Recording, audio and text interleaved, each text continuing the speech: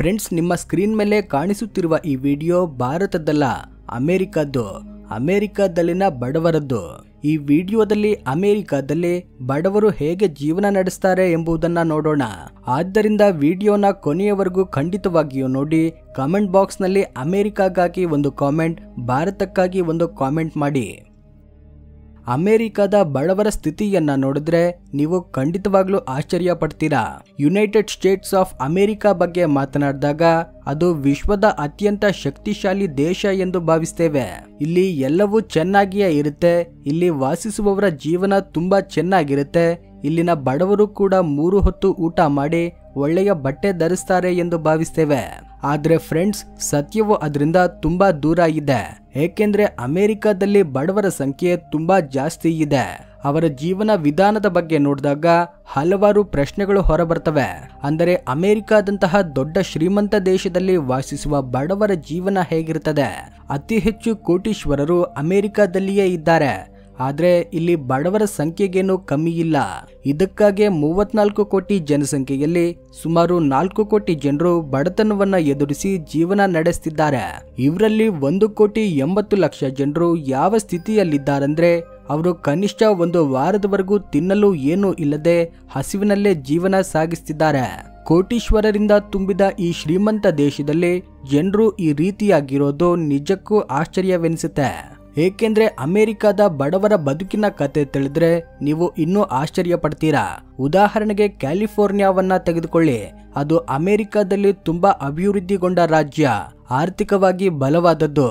ಆದ್ರೆ ಇಲ್ಲಿ ವಾಸಿಸುವ ಬಡವರ ಸಂಖ್ಯೆಗೇನು ಕಡಿಮೆ ಇಲ್ಲ.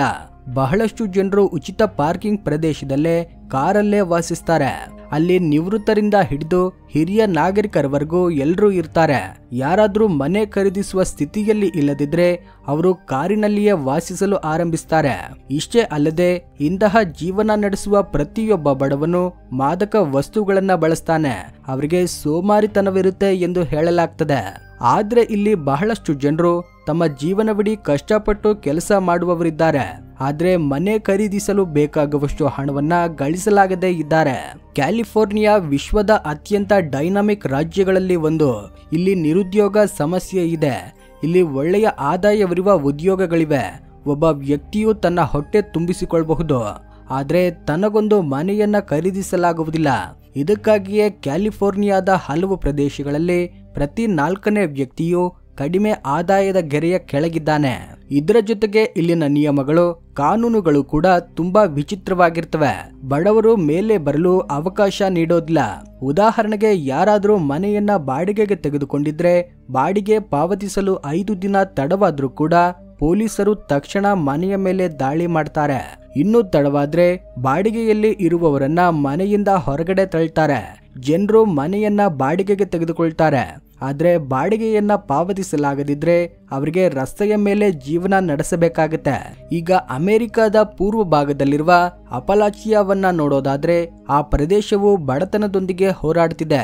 ಅಲ್ಲಿ ವಾಸಿಸುವ ಬಡವರ ಸಂಖ್ಯೆ ತುಂಬಾ ಜಾಸ್ತಿ ಇರುತ್ತೆ. ಆದ್ರೆ ಈ ಪರಿಸ್ಥಿತಿ ಈಗ ಶುರುವಾಗಿಲ್ಲ. ಇದು ಬೆಳಕಿಗೆ ಬಂದದ್ದು 1964ರಲ್ಲಿ. ಆ ಸಮಯದಲ್ಲಿ ಚುನಾವಣಾ ಪ್ರಚಾರದ ಸಮಯದಲ್ಲಿ ಅಧ್ಯಕ್ಷ ಲಿಂಡನ್ ಬಿ ಜಾನ್ಸನ್ ಆ ಪ್ರದೇಶಕ್ಕೆ ಭೇಟಿ ನೀಡಿದಾಗ ಅಲ್ಲಿನ ಬಡತನ ಮತ್ತೆ ಆ ಸ್ಥಿತಿಯಲ್ಲಿರುವ ಬಡವರ ಜೀವನವನ್ನ ನೋಡಿ ಆಶ್ಚರ್ಯಪಟ್ಟಿದ್ದರು. ಆದ್ದರಿಂದ ಅಲ್ಲಿನ ಪರಿಸ್ಥಿತಿಗಳನ್ನ ಸುಧಾರಿಸಲು ಅವರು ಹಲವಾರು ರೀತಿಯ ಸಹಾಯವನ್ನ ಕಳಿಸಲು ಪ್ರಯತ್ನಿಸಿದರು. ಅಲ್ಲಿನ ಜನರಿಗೆ ಕೆಲವು ಸೌಕರ್ಯಗಳನ್ನ ಒದಗಿಸಿದರು. ಉದಾಹರಣೆಗೆ economic opportunity act, food stamp act, social security act ಮುಂತಾದವು. ಇವು ಇಂದಿಗೂ ಅಲ್ಲಿ ಜಾರಿಯಲ್ಲಿವೆ. ಆದ್ರೆ ಯಾವುದೇ ಪ್ರಯೋಜನವಾಗಿಲ್ಲ. ಏಕೆಂದ್ರೆ ಇಂದಿಗೂ ಬಡತನ ರೇಖೆಯಿಂದ ಹೊರಬರಲು ಯಾರಿಗೂ ಸಾಧ್ಯವಾಗಿಲ್ಲ. ಅವರ ಜೀವನವು ದಿನದಿಂದ ದಿನಕ್ಕೆ ಮತ್ತಷ್ಟು ಕೆಡುತ್ತಿದೆ. ಇಂಧನ ಮತ್ತು ವಸ್ತುಗಳ ಬೆಲೆ ಏರಿಕೆಯಿಂದಾಗಿ ಸರ್ಕಾರದ ಸೌಕರ್ಯಗಳು ಅವರಿಗೆ ಸಾಕಾಗುತ್ತಿಲ್ಲ. ಆದ್ರೆ ನಿಜವಾಗಿಯೂ ನಿಮಗೆ ಆಶ್ಚರ್ಯವನ್ನುಂಟು ಮಾಡುವುದು ಲಾಸ್ ಏಂಜಲೀಸ್ ಬಗ್ಗೆ ಕೇಳಿದಾಗ. ಅಲ್ಲಿ ಬಡತನವಿದೆ ಎಂದು ಯಾರೂ ಊಹಿಸಲಾರರು.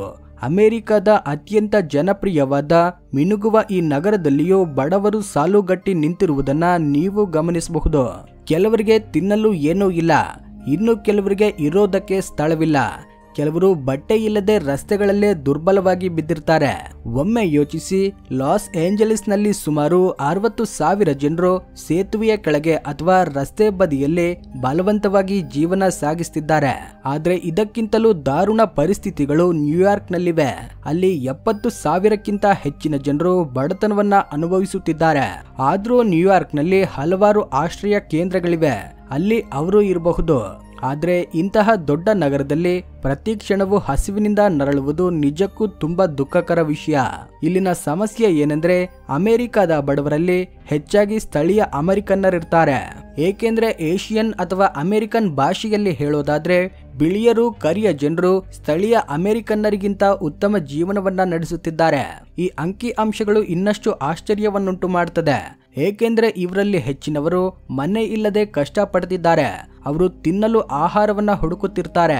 ಅವರಲ್ಲಿ ಹಿರಿಯ ನಾಗರಿಕರ ಸಂಖ್ಯೆನೇ ಹೆಚ್ಚಾಗಿರುತ್ತೆ. ಇಂತಹ ಪರಿಸ್ಥಿತಿಗಳಲ್ಲಿ ಜನರಿಗಾಗಿ ಸರ್ಕಾರವು ಸರಿಯಾದ ವ್ಯವಸ್ಥೆಗಳನ್ನ ಮಾಡಬೇಕು.